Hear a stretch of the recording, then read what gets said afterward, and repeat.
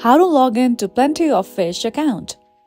Hey everyone, this is Susan from Create, Login and Delete. Now let's get started. So first of all, launch any web browser, and if you are willing to log into Plenty of Fish dating website, then go to the search bar and search for Plenty of Fish. Now just select the first link that is on top, which says pof.com. Now we are here in the official website. Now just tap on Accept here. Okay, now you can see the option of Login just beside Already a Member. Just tap on the option of Login here. Let's wait for a while. Now you'll come to the login portal of POF. Now you have to enter your email address here. Okay, here we go. Now similarly, enter your password. And tap on login, then you will be able to log in to your POF account.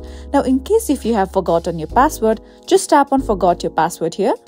And over here you have to enter your email address so that the website can send you a link on how to recover your account. And by following these steps, you can log into POF account. And that's all for today. Don't forget to like and subscribe.